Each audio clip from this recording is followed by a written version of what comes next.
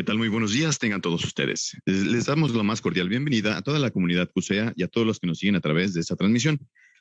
El Centro Universitario de Ciencias Económicas Administrativas, a través del Programa Interdisciplinario de Estudios de Género, PIEGE, el Departamento de Estudios Regionales, INESER y la División de Economía y Sociedad, agradecen su presencia en este webinar titulado Mujeres y Niñas, Oportunidades y Retos en las Ciencias Económicas y Administrativas. Y bien, acto seguido, voy a dejar en el uso de la voz a la doctora Norma Celina Gutiérrez, quien es la coordinadora del programa PIEGE y secretaria de la División de Economía y Sociedad, para dar inicio oficial. Adelante, doctora. Muchísimas gracias. Pues primeramente deseo agradecer a mis tres compañeras y amigas el haber aceptado participar en este panel que yo les comentaba más hace un momentito.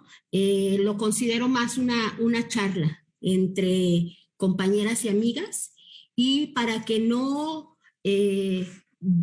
extenderme en los tiempos y poder aprovechar al máximo sus experiencias que van a ser fundamentales en el desarrollo de este día, porque es un día que, si bien tiene poco tiempo de haberse instituido como el Día Internacional de la Mujer y la Niña en la Ciencia, es fundamental hablar sobre ello, ¿no? Entonces, deseo primeramente agradecer a todas las instancias que han permitido que ahora nos encontremos juntas en este webinar.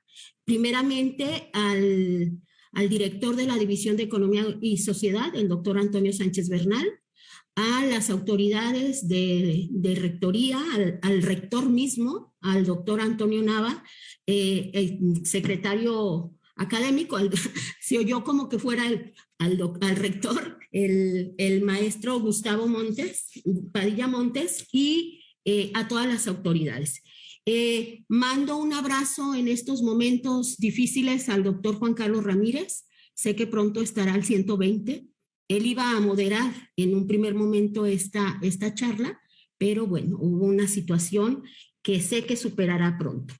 El Día Internacional de la Mujer y la Niña en la Ciencia fue instituido apenas en el año 2016, ¿no?, por la Asamblea General de Naciones Unidas, con la finalidad de sensibilizar y mostrar la importancia que tenemos en la ciencia, mujeres y niñas, para alcanzar los objetivos de desarrollo sostenible, ¿no? Entonces, hay una serie de elementos que muestran que las mujeres, siendo un poco más de la mitad de la población mundial, contamos con capacidades, con habilidades y con destrezas que nos permiten acceder a todos los ámbitos.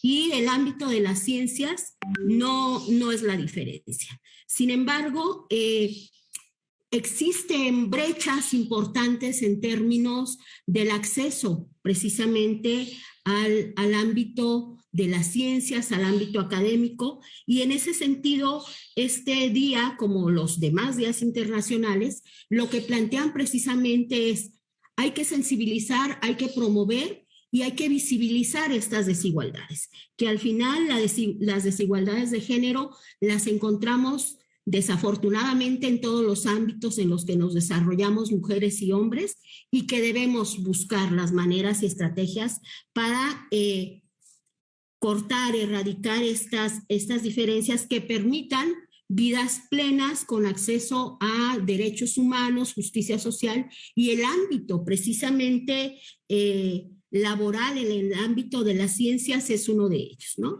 Entonces, para este ejercicio, para esta charla, invitamos a tres perfiles académicos valiosísimos de diferentes edades, con diferentes trayectorias, con diferentes perfiles, pero que nos unen elementos en común. Y el primero que es visible es que somos mujeres, ¿no? Somos mujeres, nos hemos desarrollado en el ámbito académico, tanto en la docencia como en la investigación. Algunas se han desarrollado, han incorporado trabajos directivos, otras hemos empezado a hacer nuestros pininos en esa área, y en ese sentido la riqueza de esta diversidad, ¿no? O sea, cuando hablamos de mujeres no hablamos de un ente homogéneo, ¿no? Hablamos también de diversidades.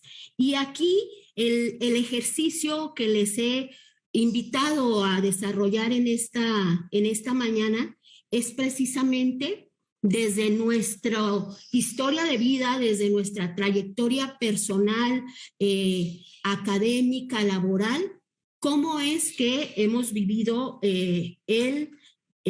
esta posibilidad de acceso a la vida en la ciencia. La primera pregunta que hemos desarrollado es, ¿cuáles son los retos familiares y sociales que ha tenido que enfrentar para desarrollarse en el ámbito científico?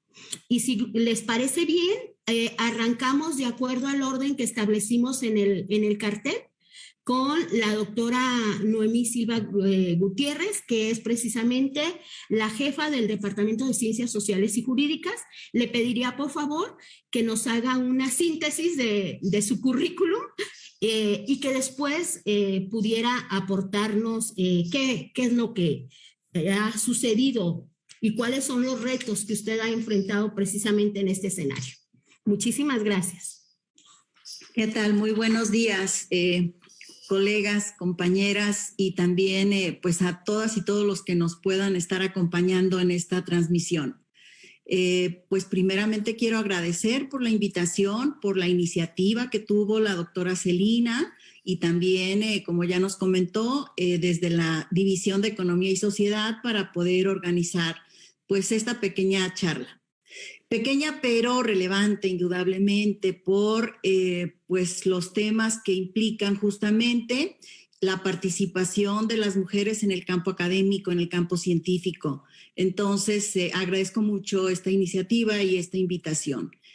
Somos parte de CUSEA. Desde CUSEA hemos compartido gran parte de nuestra vida laboral y bueno, casi la vida personal se traduce en eso, en estar constantemente activas en el campo pues del trabajo, en el campo de la academia también y con distintas responsabilidades. Bueno, una síntesis, como bien dice la doctora Celina, en cuanto a mi formación y mi trayectoria, soy básicamente hecha en UDG. Mi historia de vida se traduce a eso en el campo educativo, en el campo laboral. Mi educación, mi formación en el nivel de licenciatura es en el área de la psicología. Soy egresada de la licenciatura en psicología de UDG de hace muchísimos años, varias décadas atrás. Entonces, después de eso, estudié pues, los posgrados, la maestría en el campo de las ciencias de la educación y posteriormente el doctorado que recupera campos de la psicología, campos sociales, campos educativos y campos de la salud. Es una formación entonces pues multidisciplinar y en esta última etapa cursé el desarrollo en ciencias de la salud en el trabajo con orientación en psicosociología laboral. Bien, compartí durante toda mi vida pues prácticamente laboral después de la licenciatura, lo que son pues la continuación de los estudios de posgrado y la vida laboral. Ha sido realmente pues prácticamente la dedicación de mi vida, en pocas palabras, a trabajar y estudiar. Cosas que pues desde la familia siempre preguntaban ¿y por qué? ¿O para qué? ¿Por qué tanta dedicación y por qué tanto tiempo justamente en esas esferas, verdad? Pero son elecciones de vida, son también caminos que generan satisfacciones, que eso es muy importante, creo yo. Entonces, bueno, pues en la trayectoria laboral yo ingresé a la universidad desde 1990 en el área de lo que se llamaba la administración general, o se sigue llamando administración general. Después vino la red universitaria, que en ese proyecto es parte de mi trayectoria también laboral. Participé yo en esa etapa desde lo que en ese momento se conoció como la Dirección General de Planeación, con la maestra, con la doctora actualmente Rosa Rojas, su equipo de trabajo. Entonces, desde ahí me permitió conocer a la universidad pues en sus distintos ángulos, en sus distintas dependencias y participé en los procesos de planeación y evaluación institucional, los primeros ejercicios que se desarrollaron en ese momento, en esa etapa. Después, en el 94, pues justamente con la creación de los centros universitarios, yo me trasladé a CUSEA desde 1994. Entonces, pues camino y convivo en los pasillos y en los espacios de CUSEA. Mi adscripción en CUSEA siempre ha estado en el área de la División de Economía y Sociedad, en el Departamento de Ciencias Sociales y Jurídicas. Allí hice mi desarrollo profesional, académico, y pues ahí continúo hasta estos días. Ya soy parte casi que del mobiliario. Entonces, pues sí, experiencias, como yo decía, satisfacciones y pues debo decirlo porque es la verdad y yo creo que debemos reconocer muchísimo trabajo en todo este camino. Muchísimo trabajo, compromiso, responsabilidad y algunos resultados interesantes e importantes, creo yo. Entre estos, los más importantes han sido para mí, pues prácticamente la participación en la docencia. Siempre he estado vinculada a los cursos que tienen que ver con metodología de la investigación. Es pues la materia favorita para mí y creo que compartimos ese gusto con ustedes, que las conozco precisamente como colegas en el campo de la docencia, en el campo de la investigación también. Entonces, es una de las cosas satisfactorias porque creo que sí tenemos un gran impacto en la relación pues hacia los jóvenes en estos espacios de docencia. A veces yo digo, creo que hasta se me pasa la mano queriendo motivar, queriendo convencer a pues las y los estudiantes en la importancia que tiene la investigación, en la relevancia y en las posibilidades reales que tenemos para incursionar en ella. Yo les digo, no es cuestión de que sea para mentes extraordinarias, sino que es cuestión de trabajar. Es cuestión de querer, es cuestión de tener iniciativa, de tener ideas, creatividad. Y es uno de los campos que sí para mí ha sido muy importante, la participación en la docencia y tratar de transmitir ese gusto hacia la investigación. Bien, entonces, pues en cuanto a mi participación general, una síntesis curricular por ahí va. Incursioné en el Sistema Nacional de Investigadores, ¿cómo les diré? Pues como por una curiosidad.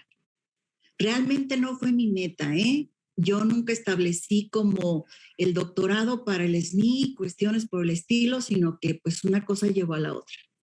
Sí es muy importante el doctorado para el desarrollo pues de investigadores e investigadoras. No fue mi meta, pero fue de la mano, finalmente llevó a eso. Y pues creo que es importante, aunque no debe convertirse en la meta, creo yo, exclusiva, pues en el desarrollo académico profesional. Sí, el que hagamos investigación, porque para eso nos formamos, y sí que lo disfrutemos, porque también implica este camino, pues una serie de complicaciones que tienen que ver, pues no solamente con los tiempos, la dedicación y bueno, todo el esfuerzo que implica del trabajo continuo y sistemático. Y por lo tanto, pues debemos como que distinguir esos aspectos porque sí son muy absorbentes en la vida diaria. El convivir tanto con compromisos, en mi caso, de tipo administrativos al dirigir pues un departamento y también cumplir con los aspectos académicos que tienen que ver con la docencia y en particular con la investigación, pues se convierten en una situación que te atrapa de tiempo completo. Y entonces, pues hay que saberlo, hay que reconocerlo, hay que asumirlo y también hay que pues saber administrarlo, en pocas palabras. Bien. En cuanto a la primera pregunta que nos lanza la doctora Norma Celina, pues en realidad yo diría que esos retos familiares y sociales para mí han sido sencillos. ¿Por qué? Porque desde mi familia de origen tuve el soporte, tuve sobre todo, creo yo, el que me depositaron la confianza y casi que el rol de que yo tenía que estudiar, que yo tenía que prepararme y que yo podía hacerlo. Eso fue muy importante, porque fui niña de primaria estudiosa y se me asignó pues ese lugar en mi casa como la niña estudiosa.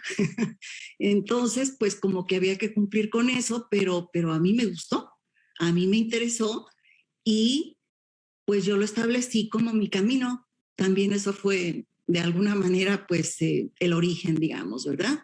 Y de allí el que la familia también y mis padres siempre quisieron que sus hijos estudiaran. Entonces, bueno, pues desde ahí se dio un contexto, se dio, creo yo, una motivación y una aspiración.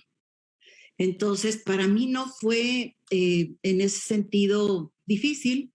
Tuve ese soporte, tuve ese contexto, digamos, familiar, pero no quiere decir que no existan también alrededor de esas elecciones, pues también algunos condicionantes sociales que tienen también impacto pues en esos procesos, ¿verdad? Porque pues siguen existiendo esos estereotipos o esos valores acerca de cuáles deben ser los, digamos, las elecciones y sobre todo los roles de las mujeres en la sociedad y en una familia en particular, ¿verdad? Entonces, claro que pues eso también atraviesa tu vida y atraviesa lo que tú escuchas alrededor de tus elecciones, de tus decisiones, ¿verdad? Básicamente creo yo que en ese proceso, de manera personal, pues se tienen que asumir esas decisiones. Se tienen que defender y se tienen sobre todo que visualizar o hacer conscientes en una misma, ¿verdad? Efectivamente, esas decisiones implican, pues sobre todo la dedicación en tiempos, la organización personal, como decía antes, porque vives, por lo menos así ha sido en mi caso, pues como ustedes lo saben y yo creo que eso es común, vivimos atrapadas en actividades, en trabajo, en compromisos, en responsabilidades, en presentar resultados, en, pues obviamente, en estar cumpliendo con todas esas funciones que finalmente también te llevan pues a la situación de la vida personal y familiar. Entonces, sí tienen implicaciones. Porque pues tampoco eres superwoman. Entonces, no siempre quedas bien en todas las esferas, no siempre eres perfecto y no siempre tienes pues realmente que resultados excelentes, aunque quisieras. Entonces, en algo medio fallas, en algo medio no cumples y en algo medio genera culpas también. Entonces, hay que asumir, creo yo, que efectivamente esas decisiones, pues sí, van a tener otras implicaciones en tu vida familiar, en tu vida de pareja, en tu vida social. Entonces, pero hay que asumirlas, creo yo. Entonces, eso no implica que no tengan consecuencias de algún tipo, que no cometas errores, que no te arrepientas de algunas decisiones en algunos momentos, pero que en realidad, pues hay que, creo yo, como digo, asumirlos o reorientarlos en su momento, porque creo que también las etapas de vida, pues como mujeres, también tienen sus características propias, ¿verdad? Y en ese contexto creo que sí tendríamos como que estar pues conscientes o reflexivas en torno a cómo vamos a asumir estos roles, ¿verdad? Tanto en el campo académico, de incursión en la ciencia y también de la vida personal y familiar. Sí hay que hacer como ese análisis en las distintas esferas, ¿verdad?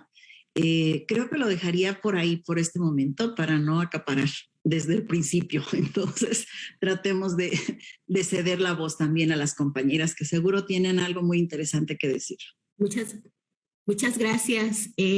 Pues ya varios puntos para la reflexión de parte de nosotras, el contar con un entorno familiar que apoya, que impulsa, que no limita, sino que plantea, tienes la capacidad de adelante, pero sí como a lo largo del camino, pues se van planteando situaciones en tanto lo social y que puede estar marcado por estos estereotipos y también el desgaste que implica, ¿no?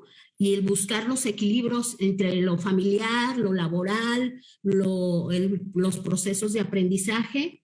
Pero para complementar esto y tener más elementos, escuchemos a la doctora Tania Hernández. Ella es profesora del Departamento de Mercadotecnia y Negocios Internacionales. Adelante, Tania. Muchas gracias, querida Celina. Gracias, doctora Noemí, por compartir con nosotros este pedacito muy pequeño de su vida. Me sumo a los agradecimientos por la organización del evento y a las autoridades del centro por el espacio que nos han cedido.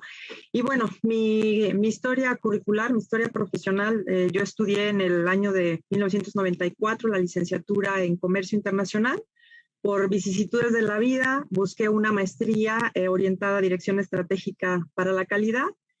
Luego tuve que detener un tiempo la formación académica porque opté por la maternidad como una decisión de vida y pospuse durante muchos años mis estudios de doctorado, y ahí fue cuando me di cuenta que lo mío no era como tal las áreas económicas, sino que tenía que buscar un híbrido en esta multidisciplinariedad de la que hablaba la doctora Noemí, y opté por un doctorado en ciencias sociales, y lo hice con una orientación, con un enfoque de estudios de género, y eso es en lo que me ha permitido como seguir trabajando ahorita.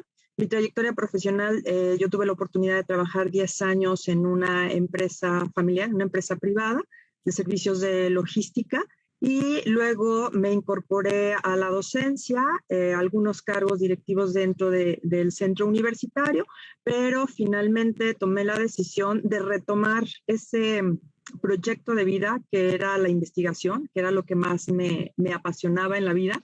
Y bueno, decido cortar con esa parte profesional y me enfoco de lleno a la docencia, a la investigación y a mis otros roles que juego, ¿no? Con respecto a los retos familiares, si bien es cierto, yo también tuve la fortuna o la bendición de crecer en una familia muy amorosa.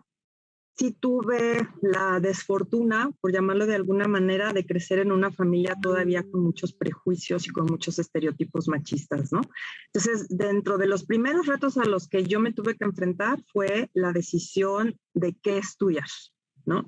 Mi vocacionamiento natural era hacia la medicina, las ciencias de la salud era como lo que más me atraía. Sin embargo, por temas económicos familiares, eso no fue una posibilidad. Mi segunda opción era la ingeniería química, y entonces empezaron todos los cuestionamientos. Primero, ¿de qué vas a vivir? ¿En dónde vas a trabajar? ¿A qué te vas a dedicar? Esa es una carrera de hombres, ¿no? Me atreví a ir a CUSEA en aquellos años a revisar el centro universitario porque pues yo quería defender por qué quería estudiar esa carrera, y mi corazón se partió en 1000 pedazos cuando llego a un centro en que lo primero que hacen es chiflar, salir a los pasillos al momento de ver mujeres, hacer una chifliza alrededor de las aulas. Me sentí intimidada, ciertamente, me sentí muy abrumada, y mi segundo espacio, mi segundo momento en el que yo dije, esto no es para mí, fue cuando me di cuenta que no había baños para las mujeres. Tenías que trasladarte por muchos edificios o atravesar muchos edificios para poder ir a un sanitario y que tuviera una puerta para poder entrar a utilizar el baño, ¿no? Y entonces fue donde dije, por aquí no es. Se me dio la oportunidad, o más bien vislumbré en el escenario la carrera de negocios de comercio internacional, y bueno, opté por esa posibilidad para mi formación. Luego, como les decía, decidí ejercer la maternidad, y bueno, eso trajo una serie de responsabilidades y complicaciones que pues me llevó a posponer por varios años el siguiente paso de formación una vez que había terminado la maestría. Cuando entro a este estudio doctoral, bueno, pues me enfrento a varias situaciones, o me enfrento a varios retos. El primero es que mi grupo era gente muy joven. Yo les superaba en 10 años en promedio a mis compañeros estudiantes, una, y dos terceras partes de mis compañeros eran hombres. ¿no? Solo una tercera parte éramos mujeres. De estas mujeres, solo una compañera y yo éramos madres, el resto eran solteras. Y entonces, pues eso trajo consigo, como decía también la doctora Noemí, el tema de la complejidad en los roles que uno juega, en los espacios en los que uno pues se desempeña. Y pues se generaron una serie de conflictos y de controversias. Termina esta historia en un divorcio con una hija, con responsabilidades laborales, con responsabilidades en el hogar, con responsabilidades en la maternidad, estudiando un doctorado, ¿no? Entonces esto empieza a complejizar o a poner o a presentarse como ciertos obstáculos para alcanzar los objetivos, ¿no? Afortunadamente en el camino me encontré con redes de apoyo que me permitieron seguir adelante con mis proyectos y mis planes personales. Como bien decía la doctora Noemí, creo que el Sistema Nacional de Investigadores es un bonus, no es la meta. Cuando tienes más preguntas que respuestas, es cuando la ciencia o la investigación se vuelve una posibilidad de vida. Y a partir de aquí uno empieza a construir este pequeño camino, estas pequeñas aportaciones que se pueden ir generando a través del trabajo cotidiano, ¿no? A través de la docencia en las aulas con los y las estudiantes, y también con estas vueltas que nos da uno en la cabeza ciertas preguntas que no les encontramos respuestas y que nos llevan a estos procesos de investigación, ¿no? Y bueno, actualmente lo que puedo decir y sumarme a lo que comentó la doctora que me antecedió en el uso de la voz, es que los principales retos es el manejo del tiempo para poder seguir trabajando en proyectos de investigación, porque, bueno, ciertamente es mi pasión profesional, pero no desaparece ninguna de mis otras responsabilidades, ¿no? Yo sigo siendo jefa de familia, sigo siendo responsable del hogar, del cuidado del hogar.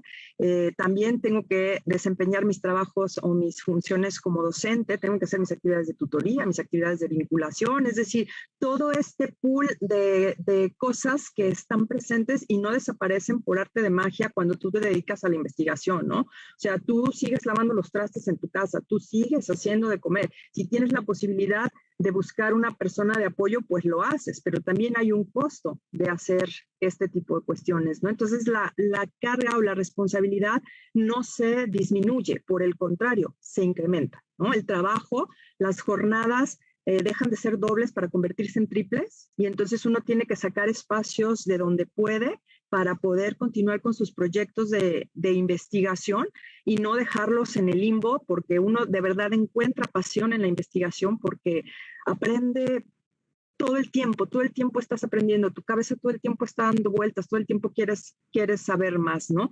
Y bueno, ciertamente donde más se pierde o donde más le resta a uno, desafortunadamente, es en lo más cercano, que tendría que ser como lo más importante, ¿no? La familia, los amigos, se posponen reuniones, se posponen cafés, se posponen visitas, se posponen lazos afectivos por desempeñarte en estos espacios, en el caso, bueno, de nosotros, en los espacios de docencia y en los espacios de investigación, en el caso de ustedes, Celina y la doctora Blanca Noemí, pues también en la toma de decisiones en estos procesos directivos, ¿no? Entonces uno tiene que escarbar tiempo de donde sea para poder cumplir con estas responsabilidades. Creo yo en lo personal que en este momento al principal reto que me enfrento para poderme seguir desempeñando como investigadora es al manejo de los tiempos, ¿no? A esta cuestión de las jornadas dobles o triples que está uno desempeñando y a la falta de espacios para poder de alguna manera compaginar todas las actividades y todos los roles que uno sigue desempeñando en la vida, ¿no? Y bueno, hasta aquí dejaría yo mi comentario para cederle el uso de la voz a Perla. Qué importante todo lo que nos mencionas, Tania, y todo lo que implica, además de todos los elementos que tienen que ver con esta construcción social del ser hombre y ser mujer y cómo impacta en nuestras decisiones académicas, profesionales, pero cómo estos roles y esta cuestión fundamental que nos marca a muchas mujeres, que es la maternidad, ¿no? Me encanta escucharte decir, opté, decidí, pero pensando en este ejercicio el día de ayer, se entregaban becas en el CUSEA para las estancias infantiles, ¿no? Y la mayoría son mujeres, ¿no? O sea, esta responsabilidad que ahora parecería ser que está más en el terreno de lo compartido y que sabemos que al final no es así, de ser, tengo que llegar a lavar trastes, tengo que llegar, o sea, esta situación de los estereotipos, los roles, la necesidad de contar con familiares, parejas corresponsables en estos jornadas familiares, laborales, ¿no? Y que nos muestran que se necesita este reconocimiento, estas estrategias de colaboración conjunta para poder salir adelante. Porque algo que mencionaba la doctora Noemí, que me parece importante, en algún momento aparecen las culpas, ¿no? Las culpas que están por ahí medio escondidillas, pero que en algún momento se presentan, ¿no? Y que parecería ser que no se sienten por parte de los hombres que están en el ámbito académico de la ciencia, porque se descarga mucho de este trabajo emocional y de cuidados en nosotros las mujeres, ¿no? Entonces, o sea, son retos importantísimos, pero que se nos van marcando desde la infancia de manera diferenciada unas y otras. Pues ella es profesora investigadora del Departamento de Políticas Públicas y pues adelante, gracias, escuchamos. Sí, gracias. Es un placer estar con ustedes, compartir este espacio con ustedes, mujeres. Y bueno, tengo el doctorado en estudios de género. Soy miembro del Sistema Nacional de Investigadores. Mis líneas de investigaciones son políticas de igualdad, perspectiva de género, coeducación, violencia de género e innovación educativa. Bien, actualmente mi mayor reto es la maternidad y la estoy enfrentando y sobrellevando de la mejor manera. Y con apoyo de mi marido ha sido más sencillo realmente enfrentar este proceso de vida que hemos seleccionado, porque afortunadamente él ha decidido ejercer la corresponsabilidad familiar siguiendo las pautas de las masculinidades positivas.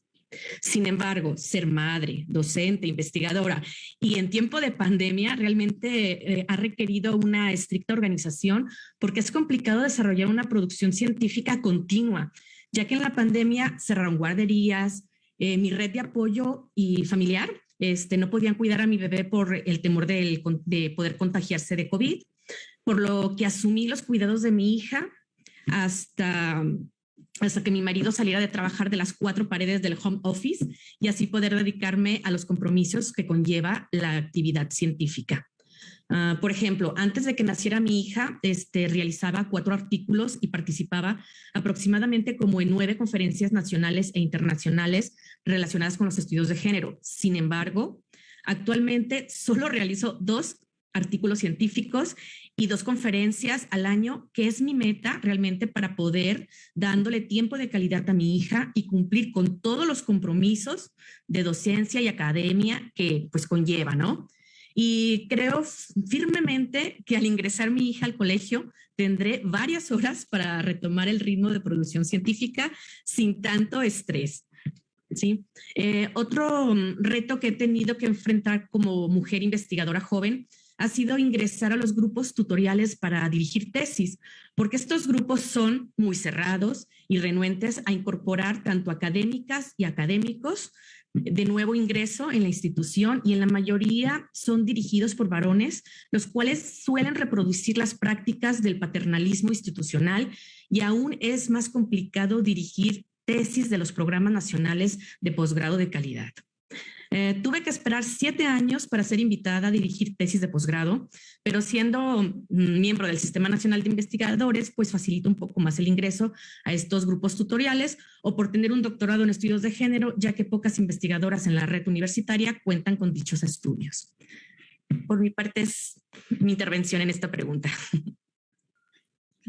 Muy breve, pero muy sustanciosa, ¿no? O sea, todos los retos que implica incorporar este elemento de la maternidad, ¿no? Y es importantísimo notar cómo nosotras como mujeres, pues entramos a la maternidad de una manera diferente que a la que entran los hombres a la paternidad, ¿no? Perla nos decía, mi esposo decidió incorporarse a la paternidad.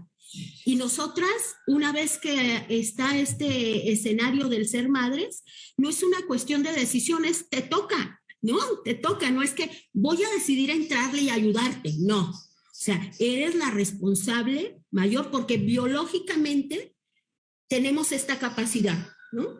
Pero que se traduce en estos estereotipos de género, en estas expectativas sociales que marcan que por ser mujeres, pues nos toca, ¿no? Nos toca todo lo que implica el cuidado, la atención, y los hombres que se involucran, ahora son vistos, hasta se habla de nuevas masculinidades. No, es que no son nuevas. Se está visibilizando que es su responsabilidad, es una corresponsabilidad, ¿no? Y entonces esto implica retos importantísimos para nosotras como mujeres y nos hace ver la vida en la ciencia de una manera diferente, ¿no? O sea, Tania nos hablaba de hasta una triple jornada de trabajo y el reto del manejo de los tiempos, la diversidad de funciones que debemos cumplir, ¿no? Si nos vamos a la analogía del trabajo doméstico y cuidado familiar, pues es eso, ¿no? Estamos en la multifuncionalidad de manera permanente. Y en este escenario, que es complejo, pero lo que nos permite es darnos cuenta que podemos y podemos bien. Que eso es también maravilloso, ¿no?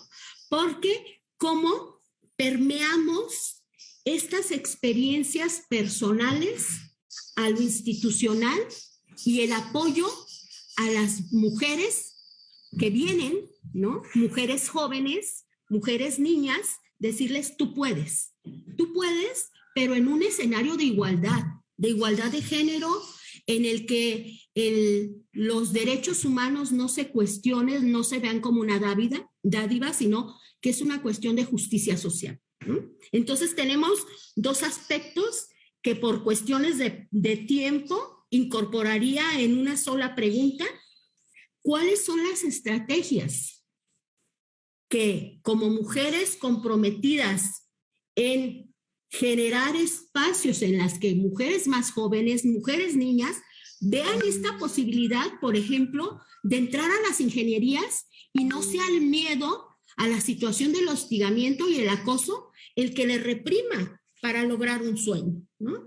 Y para dejar ir a la mejor o seguramente habilidades y capacidades que les permitirían ser grandes ingenieras, ¿no? Pero que existe un contexto social, cultural, que ha legitimado ciertas prácticas y que lo comenta Tania al interior de nuestra propia universidad, que afortunadamente ahora se están señalando, visibilizando y se está actuando, ¿no? Con protocolos para atender todas estas situaciones de hostigamiento, de acoso, pero que también abren esta posibilidad de que niñas y jóvenes no vean las ingenierías más allá de un reto en cuanto a este escenario que comentaba Tania, de que ni siquiera haya sanitarios públicos para mujeres, ¿no? Sino que a veces el reto está en la capacidad de las niñas y las jóvenes. Es decir, tú no puedes con las matemáticas, tú no puedes con las ciencias exactas, tú vete a carreras que están vinculadas con los estereotipos de género, ¿no? O sea, ser educadora, ser todas estas profesiones vinculadas con estos estereotipos. Entonces, pregunta concreta. ¿Cuáles son las estrategias que debemos fomentar en el ámbito familiar, pero también en el ámbito institucional? Porque son los dos espacios en los que nos movemos, ¿no? Y estas, ¿cómo pueden ser reforzadas en lo social para lograr precisamente vidas plenas con igualdad en términos de el estudiar y ejercer estas vidas académicas vinculadas con las ciencias de estas niñas y jóvenes que deberían de crecer con la plena convicción de que pueden hacerlo y que a donde lleguen van a ser recibidas sin esta estigma de que por ser mujer no se puede, ¿no? Entonces, ¿cómo hacerle? Y desde su experiencia personal, ¿cómo le han hecho? Y quienes son madres, ¿cómo pretenden? Tania ya tiene una hija un poco más, no un poco, más grande que la nena de Perla, pero en su escenario, ¿cómo hacerle? Para tener entonces hijas empoderadas, confiadas en sí mismas, que pueden hacer lo que desean hacer de una manera que sean personas plenas, desarrolladas en el ámbito que desean desarrollarse y que al final puedan acceder con igualdad y justicia social. El tiempo se nos va volando, es impresionante.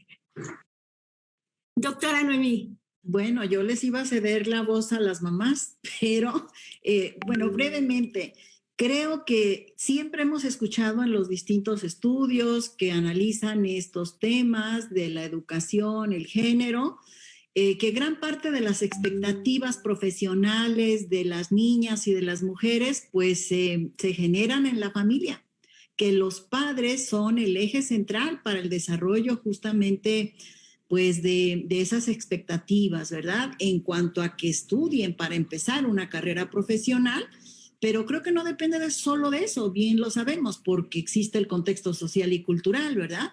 Entonces, los padres también están inmersos en esa serie de estereotipos y de valores. Entonces, si dejamos todo el peso a la familia, pues tampoco avanzamos.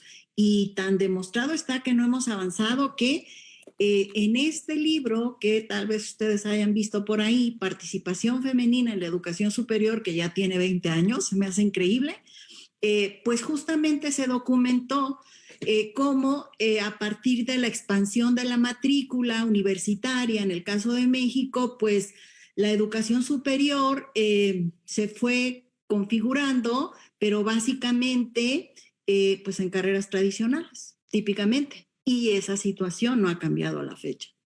Ayer, en estos días, la doctora Ruth Padilla, rectora de Ciencias pues del CUSEI, de Ingenierías, pues nos está diciendo lo mismo. En realidad, el panorama no cambia.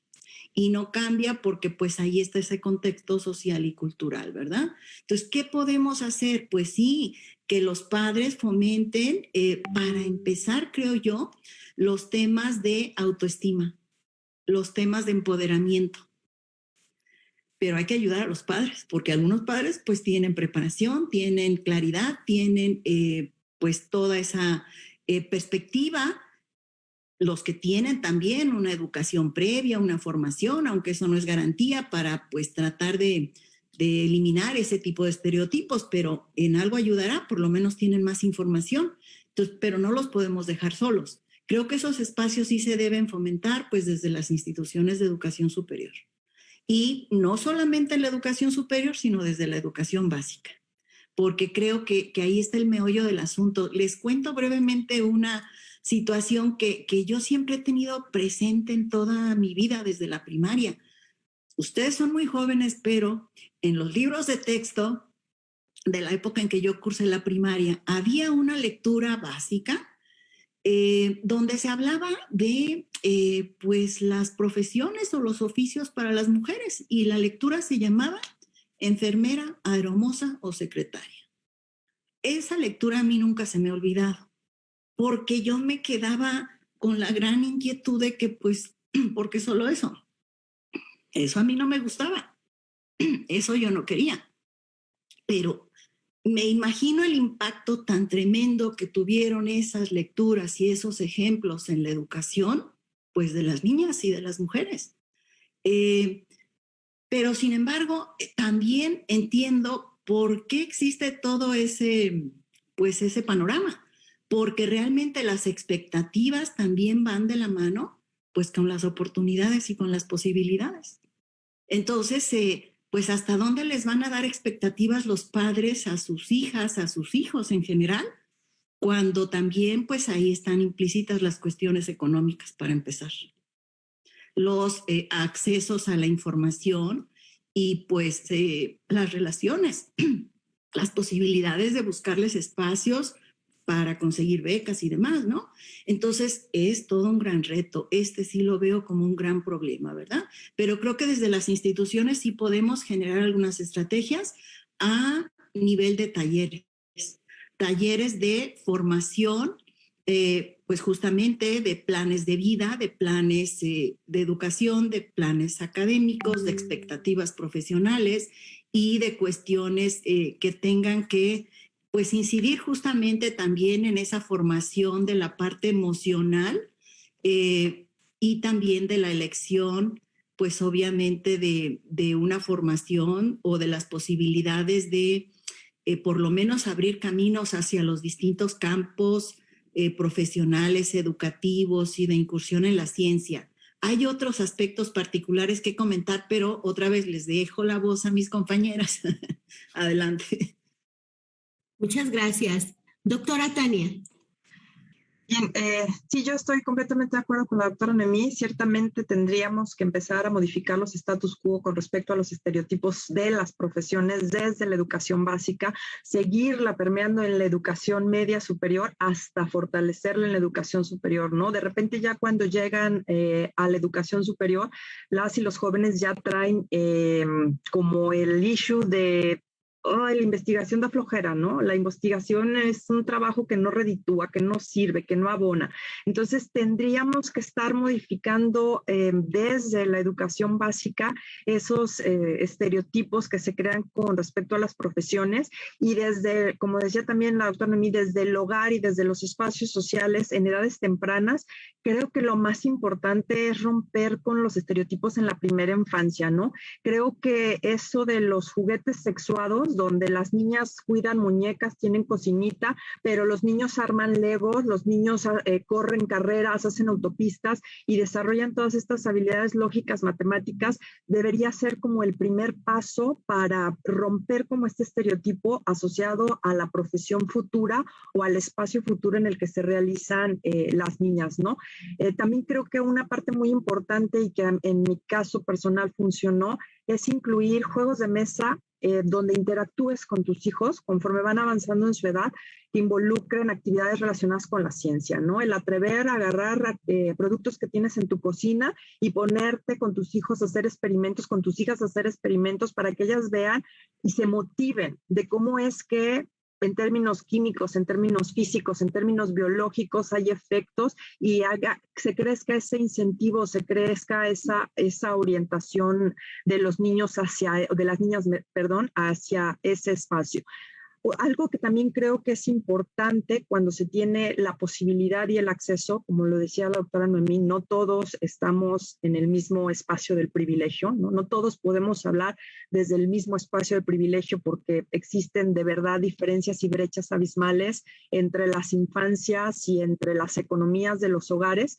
Pero creo que es importante que si se fomenta la lectura en las niñas, donde se hable permanente y constantemente de las mujeres en la ciencia y sus contribuciones en la ciencia, se puede empezar a cambiar este paradigma de que solo los hombres han hecho grandes e importantes contribuciones, ¿no?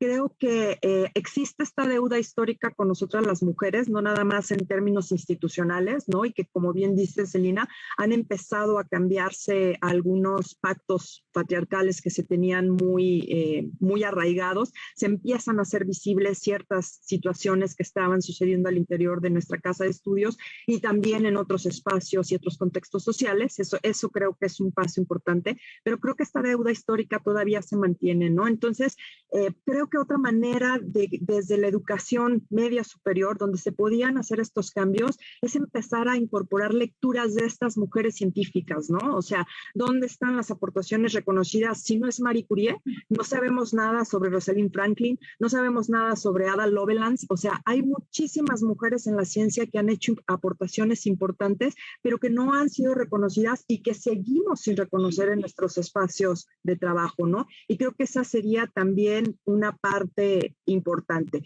Y ya para cerrar mi participación, me sumo al tema de la autoestima de las niñas, ¿no? Una niña con autoestima, con confianza, con seguridad en sí misma, es capaz de hacer o diseñar planes a futuro. Y por más lejanos que estos parezcan, si hay el acompañamiento de su círculo primero cercano, su familia nuclear, esté compuesta como esté compuesta, y luego en el trayecto de los años, sus espacios de interacción con los que ella va trabajando, se pueden generar muchísimos cambios, se pueden romper estos estereotipos y permitirle a las niñas que, lejos de sentirse intimidadas y a cumplir expectativas que no son las propias, se atrevan a hacer cosas diferentes, se atrevan a seguir sus vocacionamientos y se atrevan a seguir sueños. Pero si desde la primera infancia nosotros no procuramos estos vocacionamientos, difícilmente en etapas de adolescencia van a poder orientarse hacia las áreas STEM y, ¿por qué no?, también a las ciencias sociales, ¿no? Creo que también las ciencias sociales son un espacio rico, si bien es cierto, podríamos decir que está mucho más asociado a las mujeres en términos de estereotipo, también podemos aportar muchas cosas desde las ciencias sociales y creo que también podemos construir nuevas realidades, podemos construir nuevas identidades y esto va a permitir que se rompan con estos status quo que se han mantenido a través de la historia, ¿no? Muchas gracias, doctora. Doctora Perla. El audio. Gracias.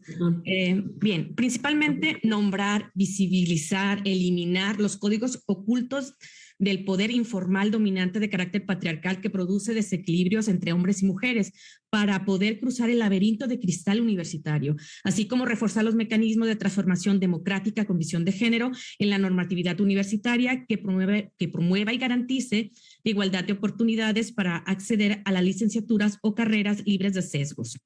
Las estrategias que recomiendo prácticamente es eliminar la educación sesgada y motivar a las alumnas a cursar carreras que tradicionalmente eran exclusivas de varones, con la intención que en un futuro existan más investigadoras en todas las ramas del conocimiento. También buscar mecanismos para que la academia reconozca y valore la producción científica de las investigadoras, además de fomentar la inclusión de la perspectiva de género en los trabajos de investigación de todo el personal investigador e invitar a las alumnas a ser parte de los proyectos de investigación. Es muy importante. En cuanto a las estrategias a desarrollar en el ámbito familiar para involucrar a las niñas en la ciencia, considero reforzar la coeducación en el núcleo familiar para conseguir que la comunidad educativa, familiar y la sociedad en general eliminen la discriminación referida al sexo, normalizando la convivencia respetuosa de niños, niñas en el aula y fomentar la igualdad en las tareas del hogar para alcanzar niveles de mayor bienestar social, paritario en todos los ámbitos de la vida. Las madres y padres de familia deben fomentar a sus hijas el hábito, como mencionaba la doctora Tania, la lectura de obras de escritoras científicas para resaltar sus méritos, sus aportes en el desarrollo científico, tecnológico y social, conllevando la transmisión del conocimiento desde una visión de género, así como inculcar y motivar que puedan acceder a cualquier carrera o profesión las niñas que deseen incursionar en un futuro próximo y procurar asistir en familia a las actividades de la FIL, niños y niñas, para fomentar las vocaciones tempranas que son necesarias para que se introduzcan las niñas en la ciencia. Me fui muy rápido por cuestión de tiempo, lo siento que hablé demasiado rápido, pero tenía más que aportar, pero el tiempo no me dio. Gracias. Sí. Muchísimas gracias. Pues ciertamente muchos retos, pero los quiero ver como oportunidades, ¿no? Tenemos la posibilidad de generar cambios porque hemos visibilizado todas estas diferencias. Las nombramos, las ubicamos, sabemos dónde están las áreas de oportunidad para generar estos cambios en los diferentes ámbitos. La doctora Tania Hernández utilizó un concepto que se dice mucho, pero se entiende poco, pacto patriarcal, ¿no? ¿Qué es el sistema patriarcal, no? Esta cuestión que ha generado estas grandes diferencias, pero que se ha estigmatizado y se ha distorsionado. Digo, en el ámbito de la búsqueda de la igualdad sí tenemos madres, ¿no? Que son estas mujeres feministas que con el aporte en los movimientos sociales, la teoría social feminista, dan cuenta precisamente de que las mujeres hemos aportado a la ciencia, ¿no? Se habla de padres de la ciencia, se habla de científicos, pero se invisibiliza este aporte fundamental. Entonces, el trabajo, los retos son grandes, pero considero que podemos con ellos porque hemos podido y estamos acá y hemos demostrado con nuestra capacidad en la cotidianidad, en los diferentes ámbitos que nos movemos, que podemos. Entonces, ese es el mensaje que debe llegar a estas niñas, a estas jóvenes, ¿no? Y también en las instituciones, reconocer el trabajo que desarrollamos como mujeres, como académicas, como científicas, y todo esto sin tener que renunciar al lado maravillosamente emocional, afectivo de nuestros seres queridos, ¿no? Doctora, cerramos con usted. Bueno, si me permiten también, yo quería retomar algunos puntos particulares porque creo que desde el campo institucional, pues sí podríamos aprovechar tal vez algunas de estas situaciones que ya tenemos en curso. Hay que sumar esfuerzos. Creo que todos las iniciativas que trabajamos de manera aislada, pues se quedan así justamente. Y entonces existe una gran experiencia, hablando solamente de CUSEA, desde el INESER, por ejemplo, el programa que ustedes han dirigido, doctora Norma Celina, doctor Juan Carlos, de cuestiones y asuntos de género, que ahora se traduce en un laboratorio que implica justamente acciones concretas de práctica, de intervención, de difusión, de capacitación. Entonces, si ese programa se suma al nuevo laboratorio que también desde el departamento estamos nosotros iniciando y que va a atender cuestiones sí, de solución de conflictos que tienen que ver con tema de las violencias que pues están en auge, en crecimiento y en crisis, y pues que también están cruzados por los temas de género, creo que desde ahí podemos trabajar en conjunto a algunas acciones particulares, talleres de capacitación, de difusión, donde se analicen estos temas, donde efectivamente involucremos a la comunidad. Pero hay otros programas en el CUSEA que de igual forma no siempre están tan estrechamente comunicados con esas otras iniciativas. El programa de equidad y género, por ejemplo, el programa de cultura de paz. Entonces, creo que tenemos ahí oportunidades a la mano que debemos aprovechar, ¿verdad? Coincidimos con lo que ya señalaron las doctoras, la doctora Perla, la doctora Tania, y yo quisiera muy brevemente resumir lo que dicen dos investigadores de la Universidad de Nueva York, mujer y hombre, Boston y Simpian. ¿Cuáles serían precisamente algunas estrategias? Ya se dijeron aquí algunas de ellas. Asumir, por ejemplo, la cuestión de los errores. Las mujeres estamos realmente pues reconocidas como muy emocionales. Y bueno, la emoción forma parte de la vida de hombres y de mujeres, indudablemente. Pero nos dicen por ahí, doctora. Sí, pero la forma de abordar esos temas emocionales también implica procesos educativos, ¿verdad? Porque no podemos estar atrapadas en esas cuestiones. Hay que manejarlas, superarlas, afrontarlas y seguir adelante. Entonces, talleres de ese tipo nos serían muy benéficos, ¿verdad? Entre otros, que podríamos coordinar de manera conjunta. Entonces, estos autores hablan, por ejemplo, de promover una mentalidad de crecimiento. Indudablemente coincide con lo que ustedes ya señalaron con otras palabras, ¿verdad? La autoestima y obviamente la autoconfianza. Asumir el valor de los errores, efectivamente, como personas, como sujetos, obviamente como personas humanas, vamos a cometer errores en distintas etapas de nuestra vida, pero otra vez hay que saber afrontarlos, hay que superarlos. Promover historias de mujeres exitosas, ya lo dijeron claramente, eso es una parte clave que debe incursionar en todos los niveles educativos. Combatir falsos estereotipos sobre las carreras STEM, efectivamente, no solo ellas, las ciencias sociales, bien dicho, efectivamente son un gran campo de formación profesional y de desarrollo en la investigación. También un ambiente que promueva las ciencias. Yo recuerdo cuando mis sobrinas estaban pequeñas y las visité en Estados Unidos, en sus escuelas les pedían que desarrollaran proyectos científicos en educación elemental, en primaria. Eso debe fomentarse porque desde ahí empieza justamente a perfilarse un perfil de elección vocacional y profesional, por ejemplo. Y bueno, estos son algunos de los elementos que pues son conocidos, pero que lamentablemente se quedan en eso, solamente en algunas ideas que no siempre se llevan a la práctica. Creo que ahora lo que necesitamos es sumar justamente esos esfuerzos, traducirlos en iniciativas y en programas y acciones reales, concretas. Definitivamente tenemos una área de oportunidad grandísima. Esto que menciona me parece sumamente importante, el hecho de que desde nuestras diferentes instancias académicas podamos desarrollar actividades de manera conjunta.